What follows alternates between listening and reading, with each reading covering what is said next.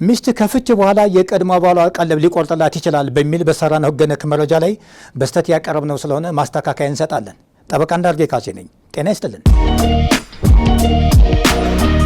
በአብዛኛው ጊዜ ቀለብ የሚለው ቃል የተለመደውና በተግባርም እየተሰራበት ያለው በባልና ሚስት የፍች ክርክር ወቅት የልጆች አስተዳደግን በተመለከተው የሚጠየቀውና የሚሰጠው ቀለብ ሲሆን በፍች ክርክር ወቅት የተጀመረው የፍች ሂደት እስከሚጠናቀቅ ድረስ ባል ለሚስት ወይም ሚስት ለባል ጊዜያዊ ቀለብ የሚቆረጥበት ሕግም ሆነ አሰራር አለ። በ1952 ዓ.ም በወጣው የቤተሰብ ጉዳዮችን የሚመለከተው የፍትሐብሔር ሕግ ማሻሻያ ተደርጎበት ከ1992 ዓ.ም ጀምሮ ራሱን በቻለ በተሻሻለ የቤተሰብ ሕግ እውቅና ያገኘ ሲሆን በሕጉ እውቅና ተሰጥቶት እያለ ነገር ግን በተግባር ያልተለመደው የቤተሰብ ሕግ ክፍል በወንድማማቾች፣ በእህትማማቾች፣ በቀጥታ ወላጆችና ተወላጆች ወይም በቀጥታ የጋብቻ ዘመዳሞች መካከል ቀለብ የመቅረጡ ጉዳይ ነው። ቀለብ ሲባል ለምግብ ለጤናና አጠቃላይ ለኑሮ የሚያስፈልግ ግብዓት ማሟላትን የሚመለከት ሲሆን በተግባር እንደምንመለከተው አንድ ሰው እህት ወንድም እያለው የሚልሰውና የሚቀምሰው አጥቶ ጎዳና ላይ ይወጣል።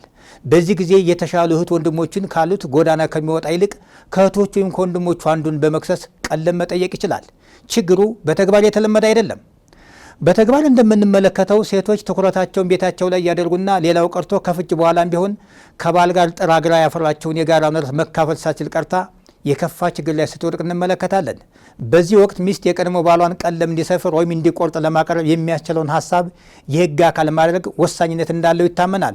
ከፍች በኋላ ቀለብ የሚጠየቀው አንዱ የድሮ ተጋቢ ለመኖር የሚያስችል ገቢ ያለመኖር መነሻ በማድረግ ሌላው ተጋቢ ቀለብ እንዲቆረጥ የማድረጉ በእኛ ሀገር ሕግ ሽፋን ያልተሰጠው ቢሆንም ጉዳዩ ዓለም አቀፍ ልምድ ጭምር በመሆኑና የሴቶችን መብት ሁለንተናዊ ለማድረግ ያለው ሚና እጅግ ከፍተኛ ስለሆነ ትኩረት ሊሰጠው ይገባል።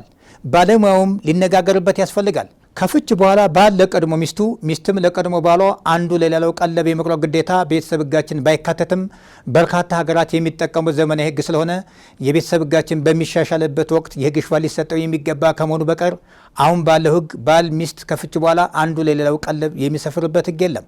አመሰግናለሁ።